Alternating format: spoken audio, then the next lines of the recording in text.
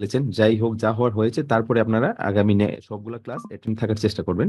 ওকে, ঠিক আছে, এটা আপনাকে সার্টিফিকেট পেতে সাহায্য করবে দ্রুত। ওকে, সো আজকে আমি এখন আপনাদেরকে কোয়েশ্চেন পেপারটা দিয়ে দিব। কোয়েশ্চেন পেপারটা এখন আমি দিয়ে দিব। হাফ এন আওয়ারের মধ্যে আপনারা কোয়েশ্চেন দিয়ে আনসার করতে পারবেন, নো প্রবলেম। আপনারা যেখানে থাকুন আপনারা মোবাইলে ইউজ করেও করতে পারবেন। আমি একটা গুগল ফর্ম দিব আপনাদেরকে কোয়েশ্চেনের আনসার করার জন্য, বিগত ক্লাসগুলোর জন্য উপর ভিত্তি করে এই কোয়েশ্চেনগুলো করা হয়েছে। ওকে, সো আমি কোয়েশ্চেনটা অলরেডি আমি আপনাদেরকে দিচ্ছি, আমি চ্যাট বক্সে দিয়ে দিচ্ছি, সাথে সাথে আমি ইয়েতেও দিয়ে দিচ্ছি। আধা ঘন্টা ঠিক 9টার মধ্যে আপনারা এটা শেষ করবেন। ওকে, 9টার মধ্যে শেষ করবেন। আমি হোয়াটসঅ্যাপেও দিয়ে দিচ্ছি, আবার এখানেও দিচ্ছি, ঠিক আছে, চ্যাট বক্সেও দিচ্ছি। শর্ট কোয়েশ্চেন আনসার হবে, সবগুলাই শর্ট কোয়েশ্চেন। আপনাদের কোনো কোয়েশ্চেন বা কোনো কিছু জানার থাকলে আপনারা চ্যাট বক্সে লিখবেন। ওকে, সো আপনারা কি এক্সাম নেওয়ার জন্য প্রস্তুত? এক্সাম দেওয়ার জন্য প্রস্তুত? Okay, Hasib, thank you. Manyatosh, Nirmal, I hope so আপনাদের এক্সাম ভালো হবে, কারণ আমরা যা যা আলোচনা করেছি তার মধ্যে থেকে সবকিছু হবে, কোয়েশ্চেন গুলো হবে, এবং আমি মানে যত সম্ভব সহজ রাখার চেষ্টা করেছি। ওকে, সো একজন ভাই বাসে আছেন, নো প্রবলেম।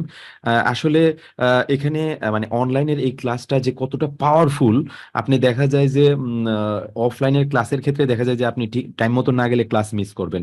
বাট অনলাইনের ক্ষেত্রে দেখেন, আপনার যদি একটা স্মার্টফোন থাকে, আপনার যদি ইন্টারনেট কানেকশন থাকে, আপনার যদি একটা হেডফোন থাকে, আপনি এনি হোয়ার, আপনি বাসে থাকেন, গাড়িতে থাকেন, রাস্তায় থাকেন, আপনি ক্লাসগুলো করতে পারেন। ওকে, ক্লাসগুলো করতে পারেন, নো প্রবলেম। মোবাইল থেকে একটা স্মার্টফোন দিয়ে করতে পারেন। তার উপর আরো কত পাওয়ারফুল একটা টুল, আপনি চিন্তা করেন যে আপনি ধরেন ক্লাসটা কোনো কারণে মিস হয়ে গিয়েছে, সেই ক্ষেত্রে কিন্তু আপনি 2 ঘন্টা পরে বা পরের দিন আপনি যে পোর্টালে রেকর্ড গুলো আছে ওগুলো দেখতে পারেন। আমি অলরেডি 2টা ভিডিও আপলোড করেছি, আপনারা দেখেছেন কিনা জানি না। আমি দুইটা দুইটা করে আগামী প্রতিদিন করে এগুলো শেষ করে দিব। ওকে, সো ভিডিও আপলোড হচ্ছে, সো আগের গুলো আপনি দেখতে পারেন, আগের ব্যাচের ভিডিও গুলো দেখতে পারেন। ওকে, সো এটা খুবই পাওয়ারফুল টুল যে সেম লাইভ কোর্সটা, সেম লেকচার গুলোই আপনি ইয়াতে দেখতে পারেন। ওকে, আহ, আপনি পোর্টালে দেখতে পারেন, ওকে, রেকর্ড গুলো দেখতে পারেন। সো আপনার আসলে কোনো মানে, সুযোগই নাই যে এক্সাম গুলা ডিসকার্ড করার। ওকে, সো আমি চাইবো যে আপনারা এক্সামটা ভালোভাবে দিন। সবার জন্য সার্টিফিকেট আমি ইস্যু করব, সো আপনারা এক্সামটা ভালোভাবে দিবেন। ওকে, সো অ্যাটেন্ডেন্টটা খুব গুরুত্বপূর্ণ, আপনি আপনার উপস্থিতি খুবই গুরুত্বপূর্ণ। ওকে, সো আমি অলরেডি দিয়েছি, আপনারা শুরু করে দিন। আমি হোয়াটসঅ্যাপও আপনাদেরকে এটা দিয়ে দিচ্ছি। না না না, ভিডিও আজীবন পাবেন আপনার, আপনার আজীবন থাকবে আপনার ইয়াতে, বিকজ ইট ইজ সার্বজনীন প্রোগ্রাম, এটা সবাই যাতে শিখতে পারে, এটা আমি এরকম উদ্দেশ্য নিয়ে আমি এই গবেষণা লার্নিং একাডেমি তৈরি করেছি। সো কোনো সময় ভিডিওগুলো ইয়া হবে না, হ্যাঁ, প্রাইভেট হবে না, ভিডিওগুলো সবসময় লাইভে থাকবে, আপনি আজীবন এটা দেখতে পারবেন, নো প্রবলেম। সো এটা নিয়ে টেনশন করবেন না, সবগুলাই পাবেন। এবং আপনাদের যে কোর্সগুলো হয়েছে এই ভিডিওগুলো এখানে দেওয়া হবে সবগুলা, সো এটা নিয়ে টেনশন করেন না। জাস্ট সব সময় যেহেতু আপনারা দেখবেন, এই জন্য ভালোভাবে এগুলা ইয়া করে দেওয়া হচ্ছে, সুন্দর করে, ঠিক আছে।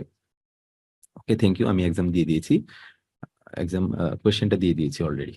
দরকার তাই না, ড্রাইভার সফটওয়্যার দরকার, সেটাও সফটওয়্যার আমি আপনাদেরকে দিয়ে দেবো, লিঙ্কটা দিয়ে দিব। ওখান থেকে আপনি সফটওয়্যারটা ইনস্টল করে নিতে পারেন যদি আপনি ফিজিক্যালি কাজ করেন। এবং আপনাদেরকে আমি সিমুলেশন সফটওয়্যারটাও দিয়ে দিব। সিমুলেশন আপনি কি, যদি আপনার পিএলসি না থাকে, কোনো কিছু না থাকে, আপনি তাও সমস্যা নেই, আপনি বাসায় বসে, যদি আপনার একটা কম্পিউটার থাকে, বাসায় বসে একদম হুবহু পিএলসির মতো আপনি ফিজিক্যালি যেভাবে চেক করতে চান এগুলো চেক করতে পারবেন সিমুলেশনের মাধ্যমে। কিভাবে সিমুলেশন করতে হয় আমরা একটা ক্লাসে দেখাবো। সিমুলেশন সফটওয়্যারটা আমি আপনাদেরকে দিয়ে দিব আজকে। ওকে, সো ডোন্ট ওয়ারি, এটা নিয়ে কোনো চিন্তিত হবেন না। আপনি ফিজিক্যালি কাজ করতে পিএলসির দরকার নাই, আপনি সিমুলেশন করে ইভেন আপনি অ্যানালগ মানও আপনি সিমুলেট করতে পারেন। ওকে, সিমুলেট করে আপনি যখন অ্যানালগ মান আপনি ভেরি করবেন, তখন দেখবেন যে মানটা আসলে কিভাবে ভেরি করছে। So everything you can simulate, okay, in this simulation software, very small একটা সফটওয়্যার। ওকে, সো আজকে আমি গো থ্রু করবো কিভাবে এই সফটওয়্যার গুলো ইনস্টল করতে হয়, এর পুরো ভিডিও লিঙ্কটা আমি আপনাদেরকে দিয়ে দিব। ওকে, কিভাবে এই সফটওয়্যারটা পার্ট বাই পার্ট ইনস্টল করতে হয়, ঠিক আছে। সো এখন আমি সামনে আগাবো।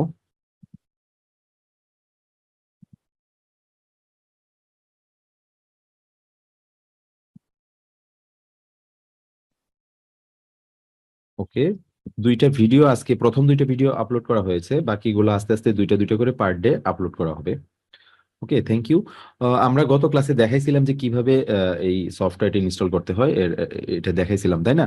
সো আজকে আমরা দেখাবো যে, জাস্ট দেখাবো বলতে কি, আমি কিছু স্ক্রিনশট নিয়ে রেখেছি, এই দুইটা ভিডিও লিংকে আমি আজকে গ্রুপে দিয়ে দিব আপনাদেরকে, সফটওয়্যার মাইক্রোইন সফটওয়্যার এবং এর কমিউনিকেশন কেবল ড্রাইভার।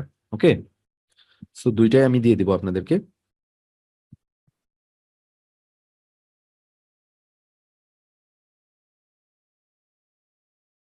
ওকে, ঠিক আছে। এই যে কেবলটা, এটা আমাদের কেবল, মোটামুটি এই ছবিটাই আমি আপনাদেরকে দেখানোর চেষ্টা করছি। Okay, so PLC to laptop communication set up করার জন্য আপনাকে ইউএসবি টু পিপিআই কেবল দিয়ে করতে হবে, তাই না? এই কেবলটা আপনার দরকার, এটার সাথে আপনারা অনেকেই পরিচিত। এই কেবলটা দরকার, এটা ইউএসবি টু পিপিআই কেবল বলে। ওকে, সো এই কেবলটা দিয়ে আপনি ল্যাপটপ এবং পিএলসির মধ্যে কমিউনিকেশন করবেন, সেটা আমি করে দেখাবো একদম ফিজিক্যালি কিভাবে করতে হয়। আজকে জাস্ট খালি এগুলোর পরিচিতি দিচ্ছি, সফটওয়্যার গুলা কিভাবে ইনস্টল করতেছেন এগুলা দিচ্ছি। আগামীকাল ক্লাস থেকে আমরা একদম ফিজিক্যাল পিএলসি নিয়ে কাজ করব, একদম লাইভে এগুলা দেখানোর চেষ্টা করব কিভাবে কি করতে হয়। ওকে, সো সফটওয়্যারের ইনস্টলেশনের স্ক্রিনশট গুলো আজকে আমি আপনাদেরকে দিয়ে দিচ্ছি, দেখাচ্ছি। ওকে, সো এই ড্রাইভার সফটওয়্যারটা আপনারা ইনস্টল করে নেবেন। এটাকে বলে point to point interface. PPI cable বলে এটাকে, পিপিআই হচ্ছে পয়েন্ট টু পয়েন্ট ইন্টারফেস। এটা সিমেন্সের একটা communication protocol. Siemens PPI communication protocol মেনে এই S7200 পিএলসি তে কমিউনিকেশন করা হয় ল্যাপটপ এবং পিএলসির মধ্যে। ওকে, আচ্ছা। সো এই পিপিআই কেবলটা কিভাবে আপনি ইনস্টল করবেন এর লিঙ্কটা আমি আপনাদেরকে দিয়ে দিচ্ছি। ওকে, লিঙ্কটা আমি আপনাদেরকে দিয়ে দিচ্ছি গ্রুপে। ওকে, এখান থেকে আপনারা এই ড্রাইভ থেকে, গুগল ড্রাইভ থেকে আপনারা এটা ডাউনলোড করবেন। ওকে, ডাউনলোড করে যে যেভাবে আছে এভাবে এর ভিডিওটা আমি আপনাদেরকে দিয়ে দিব কিভাবে ইনস্টল করতে হয়। ওকে, আমি জাস্ট ভিডিও থেকে স্ক্রিনশট গুলা নিয়েছি। ওকে, সো এইগুলো আপনি ইনস্টল করবেন নর্মাল প্রসিডিউরে।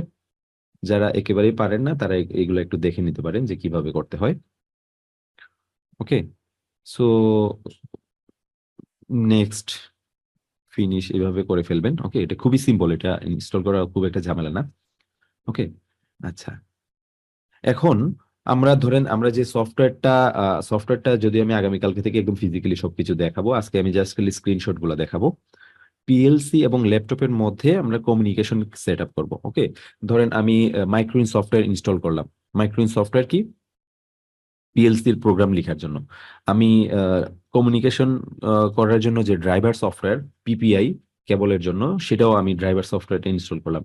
এখন আমি এই সফটওয়্যার দুইটা যখন ইনস্টল করব, এখন আমি যদি ইউএসবি টু পিপিআই কেবলের ইউএসবি প্রান্তটা যদি আমি ল্যাপটপে এবং এর যে RS485 যে প্রান্তটা, ওইটা যদি আমি পিএলসি তে লাগাই, তো তারপরে হচ্ছে আমি এটার মধ্যে কমিউনিকেশন করতে পারবো।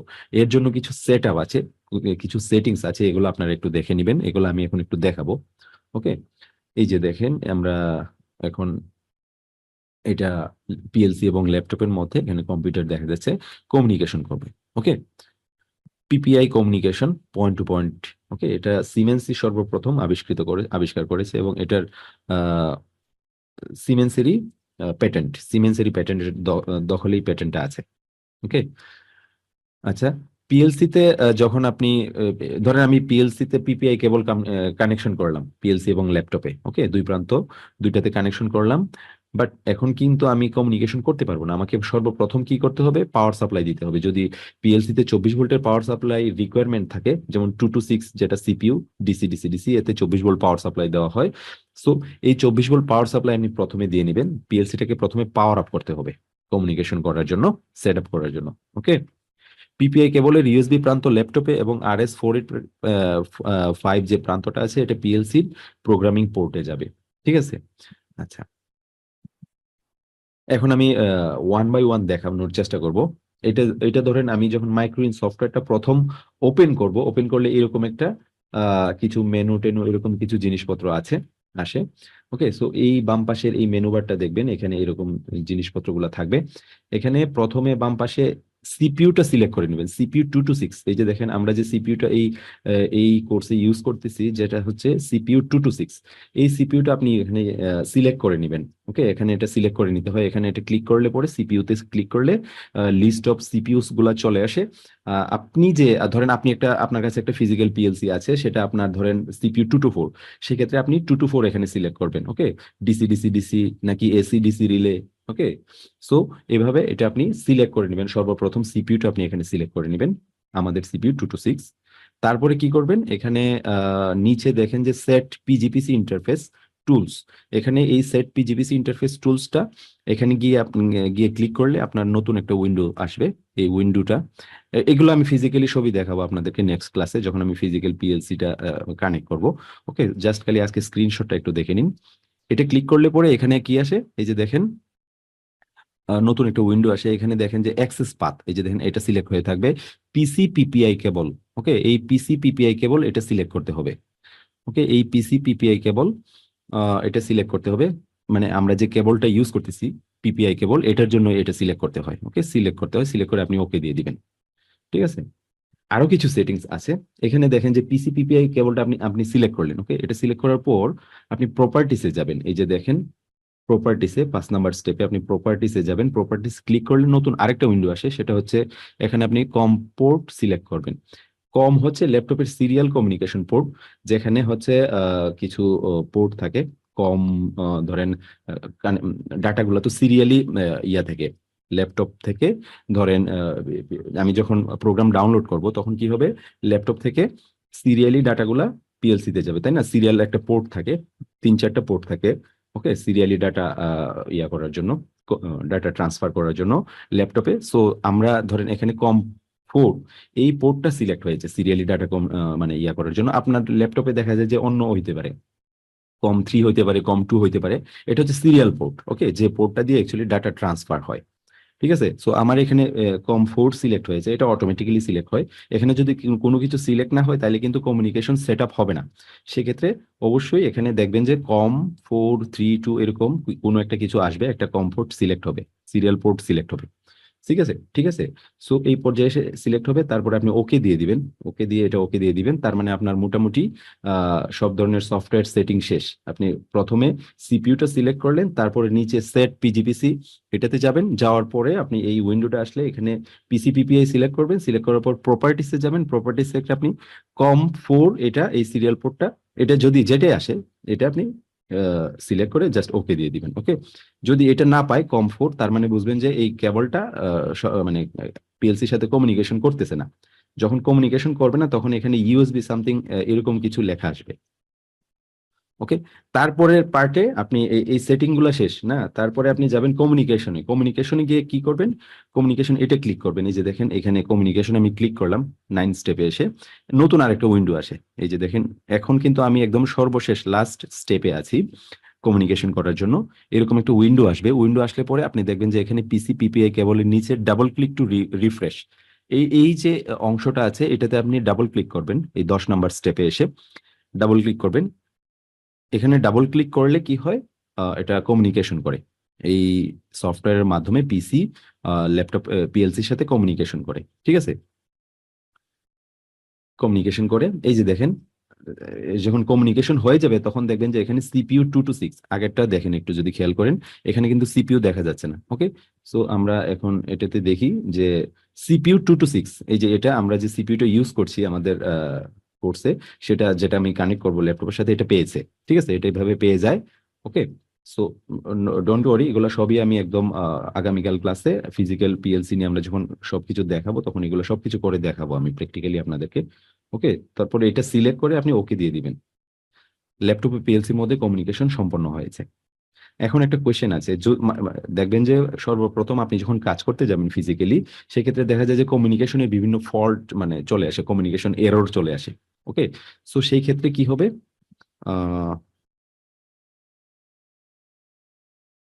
স্ক্রিনশটটা অবশ্যই দিব, এটার ইয়া দিয়ে দিব। এটার অলরেডি পিডিএফ করা আছে, মেবি আমি আজকে যদি পারি দিয়ে দেবো, না গেলে আগামীকালকে দিয়ে দিব। এগুলার পিডিএফ করা আছে। ঠিক আছে, আচ্ছা, ল্যাপটপ এবং পিএলসির মধ্যে কমিউনিকেশন সম্পন্ন হয়েছে। ঠিক আছে, সো যদি কোনো এরর আসে, দেখা গেল যে আপনি কমিউনিকেশনটা হচ্ছে না, তাইলে কিন্তু এই CPU 226 এটা সিলেক্ট হবে না। সেই ক্ষেত্রে কি হবে, আহ সেই ক্ষেত্রে কি হবে, কিরকম আসে আমি এখানে দেখাচ্ছি। এরর যদি আসে, এই যে দেখেন কমিউনিকেশন এরর, যদি এরর আসে তাহলে দেখবেন যে এরকম একটা কিছু চলে আসে, একটা সিগন্যাল চলে আসবে, অ্যালার্ম চলে আসবে। ওকে, সো এখানে এরর দেখা যাচ্ছে, তার মানে কমিউনিকেশন হয় নাই, এরকম আসবে যদি আপনার এটা কমিউনিকেশন না হয়। ওকে, সো এই কমিউনিকেশনের কিছু কারণ আছে, তাই না? ঠিকভাবে সেট আপ, আমি যে একটু আগে যে সেট আপটা করলাম, যে স্ক্রিনশট গুলো দেখলাম, ওগুলো যদি আপনি ঠিক মতো না করেন তাহলে কিন্তু এই কমিউনিকেশন এরর গুলো আসবে। ওকে, ওকে, প্রোগ্রাম আপলোড এবং ডাউনলোড আপনি কিছুই করতে পারবেন না। ঠিক আছে, পোর্টে কমিউনিকেশন কেবল, আপনি যে পোর্টটাতে কেবলটা লাগাইছেন, RS485 যে প্রান্তটা লাগাইছেন, ওই প্রান্তটা যদি ঠিক মতো না লাগে, যদি কোনো লুজ কানেকশন থাকে, সেক্ষেত্রেও কিন্তু আপনার কমিউনিকেশন হবে না। ওকে, সো আপনি এগুলা খুব খেয়াল করে নেবেন যে আপনার কমিউনিকেশন কেন হচ্ছে না। ঠিক আছে, আবার আরেকটা জিনিস, পিএলসির বর্ড রেট মানে কি? বর্ড রেট কি, আপনারা কি বলতে পারবেন বর্ড রেট কি? আপনারা কি জানেন বর্ড রেট কি? একটু চ্যাট বক্সে জানাতে পারেন যে বর্ড রেট কি। বর্ড রেটের সাথে কি আপনারা পরিচিত? নো। ওকে, আমি বলবো। আচ্ছা, বর্ড রেট হচ্ছে, উম, আচ্ছা, data transfer rate, okay, thank you. Baud rate হচ্ছে বিট পার সেকেন্ড। ডাটা কিন্তু প্রত্যেকটা বিট আকারে হয়। আমি যে প্রোগ্রামটা লিখলাম সফটওয়্যারে, এটা কিন্তু মেশিনে, মেশিন ল্যাঙ্গুয়েজে কনভার্ট হয়, বিটে কনভার্ট হয়, 1010 এরকম বুলিয়ানে কনভার্ট হয়। কনভার্ট হলে কি হবে, এই 1010 এই ডাটাটা ট্রান্সফার হয়, তাই না, বিট আকারে। সো কতগুলা বিট প্রতি সেকেন্ডে ট্রান্সফার হচ্ছে, সেটা হচ্ছে বর্ড রেট। ওকে, বর্ড রেট 9600, এটা হচ্ছে প্রতি সেকেন্ডে 9600টা বিট ট্রান্সফার হয়। ওকে, সো আমি যে পিএলসি তে কমিউনিকেশন করব, কানেক্ট করব, ওই পিএলসির বর্ড রেট এবং আমার পিসির বর্ড রেট একই রকম হইতে হবে। ওকে, পিএলসি এবং ল্যাপটপের board rate bit per second একই রকম হইতে হবে। দেখা গেল যে আমার ল্যাপটপে বর্ড রেট বেশি, হ্যাঁ, 9600-র বেশি, বাট পিএলসি নিচ্ছে 9600-এর বেশি না। ঠিক আছে, তাহলে কি হবে, দেখা গেল যে এ যে যে হারে পাঠাচ্ছে, ও সে হারে রিসিভ করতেছে না, সেক্ষেত্রে কমিউনিকেশন কি হবে? হওয়ার কথা না।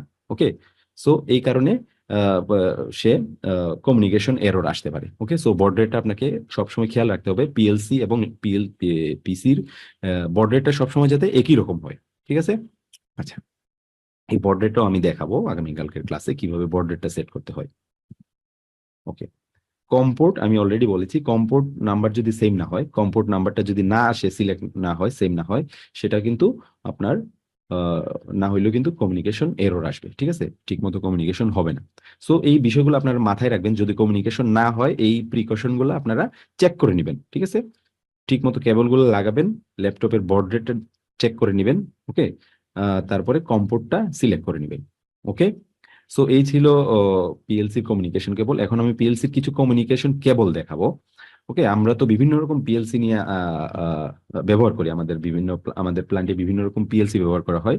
এর মধ্যে সিমেন্সটাই বেশি ব্যবহৃত হয়। ওকে, সো যেসব পিএলসি সবচেয়ে বেশি ব্যবহৃত হয়, এর কিছু আমি নাম এখানে দিলাম।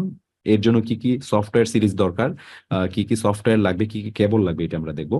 সিমেন্স লগো, সিমেন্সের লগোর জন্য সফটওয়্যারের নাম হচ্ছে লগোসফট কম্পোর্ট। ওকে, আর এর জন্য কেবল যেটা দরকার, লগো কেবল। ওকে, সিমেন্স S7200 পিএলসি যেটা আমরা আজকে ইউজ করছি, সেটা CPU 224 226, মানে CPU 200 থেকে 299 পর্যন্ত মাইক্রোইন সফটওয়্যারটা লাগবে, যেটা আমি দিয়ে দিব লিঙ্কটা। পিপিআই এর জন্য কেবল যেটা দরকার কমিউনিকেশন, সেটা হচ্ছে পিপিআই কেবল বলে। সিমেন্স S7 300 400 পিএলসির জন্য সিপিইউ ধরেন 300 থেকে 399, সিপিইউ 400 থেকে 499।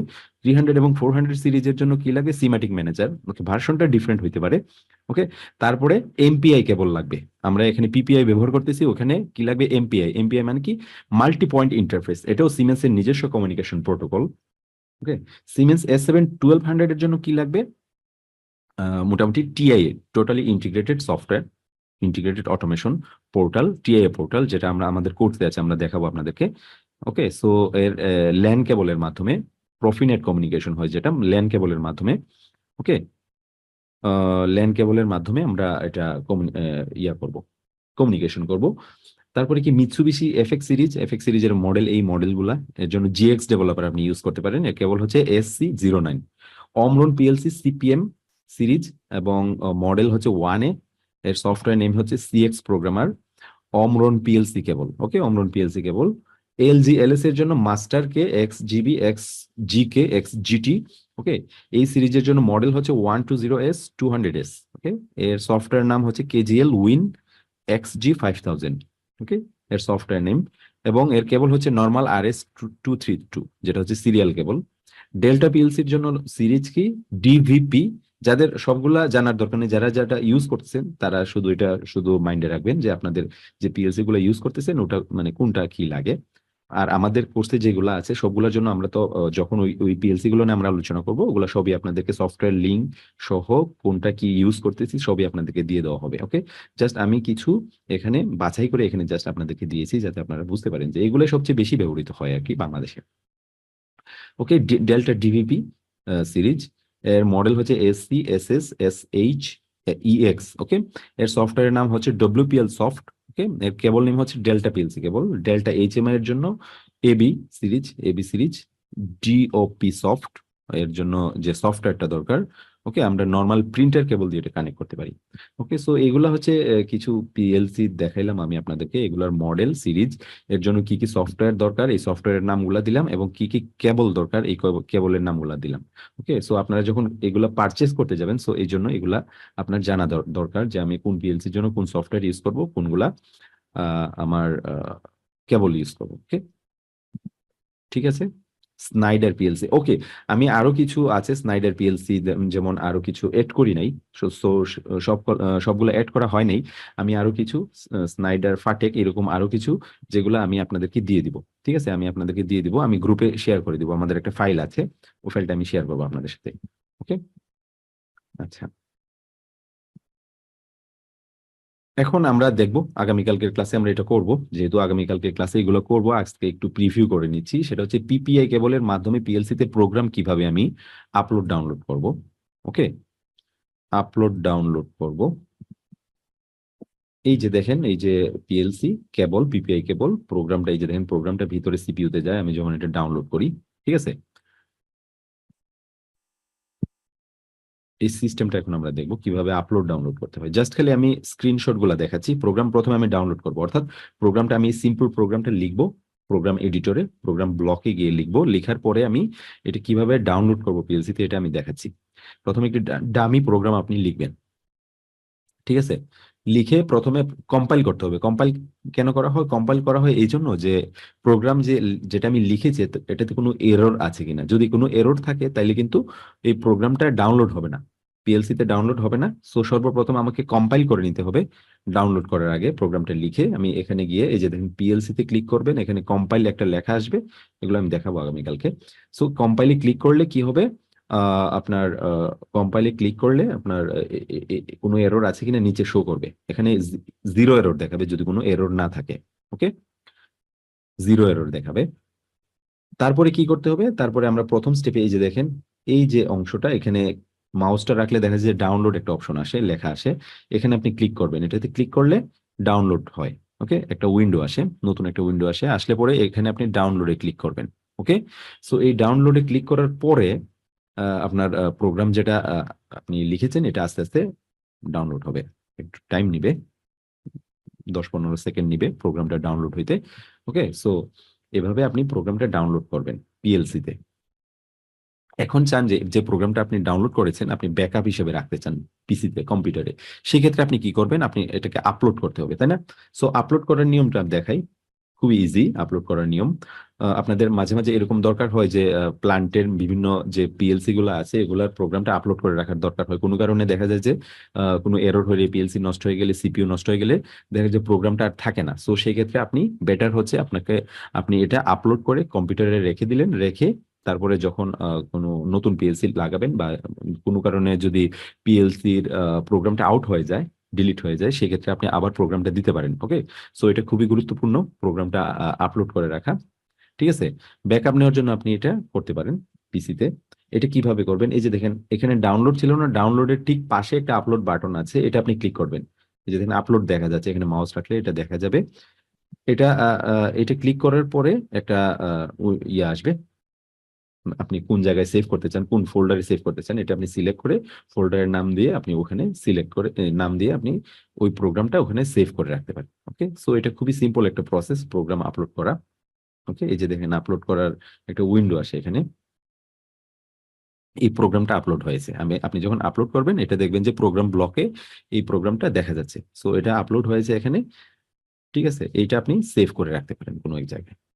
ঠিক আছে, সো আজকে এই পর্যন্তই। নেক্সট ক্লাসে আমরা আগামীকালকের ক্লাসে ফিজিক্যালি এগুলো দেখানোর চেষ্টা করব, তারপরে আমরা আস্তে আস্তে প্রোগ্রামিং এ ঢুকবো। ঠিক আছে, সো আজকের ক্লাস নিয়ে কারো কোনো কোয়েশ্চেন? মাইক্রোইউনিকে সিমুলেশন হবে, রেজাল্ট দেখার জন্য অবশ্যই মাইক্রোইউনি সিমুলেশন হবে। সিমুলেশন সফটওয়্যারটা আমি আপনাদেরকে প্রোভাইড করব। সফটওয়্যার এভরিথিং যা যা আছে, পিডিএফ যা যা আছে এভরিথিং আমি আপনাদেরকে প্রোভাইড করব। সো আপনারা বাসায় বসেই কাজ করতে পারবেন, নো প্রবলেম। ওকে, সো রেজাল্ট অ্যাকচুয়ালি আমরা ডাটাবেস করে রাখি, একদম ফাইনালি এগুলা পাবলিশ হয়। মানুতোষ ভাই, ওকে, পরীক্ষা ভালো হয়নি, নো প্রবলেম, আমরা এগুলা ওয়েটেড এভারেজ করব। 3টা পরীক্ষাকে আমরা এভারেজ করব। সো সামনের 2টা আরো পরীক্ষা আছে, আপনি এই 2টা পরীক্ষা ভালোভাবে দিবেন। Okay, thank you. Okay, okay, thank you. আর কারো কোনো কোয়েশ্চেন আছে আজকের ক্লাস নিয়ে? আমরা সফটওয়্যার টফটওয়্যার সবকিছু আপনাদের দিয়ে দিব। ওকে, থ্যাংক ইউ। সো ভালো থাকবেন, শুভরাত্রি, হ্যাভ এ গুড নাইট। পরীক্ষা যাদের খুব ভালো হয় না, মন খারাপ করার কিছু নাই, আপনারা নেক্সট ক্লাস নেক্সট পরীক্ষাগুলো ভালো দিবেন, আশা করি ওয়েটেড এভারেজ হয়ে আপনি ভালো একটা নাম্বার পাবেন এবং সার্টিফিকেটটা পেয়ে যাবেন। পিডিএফটা দিলে পরীক্ষা ভালো হতো? আচ্ছা, কারণ কি আমরা তো ভিডিও আছে, আপনারা তো কেউ ভিডিওগুলো দেখেন না, তাই না? Thank you, thank you, good night, good night. So অনেকের হয়তো একটু খারাপ হয়ে গেছে, তো সো ওরিড হবেন না, সামনে আরো 2টা পরীক্ষা আছে, এগুলো ভালোভাবে দিবেন। আচ্ছা, হ্যাঁ, সফটওয়্যার টফটওয়্যার সবগুলো আমি হোয়াটসঅ্যাপে দিয়ে দিচ্ছি। Okay, thank you all, thank you, thank you, ভালো থাকবেন। শুভরাত্রি, আল্লাহ হাফেজ, হ্যাভ এ গুড নাইট। আগামীকালকে দেখা হবে ইনশাল্লাহ।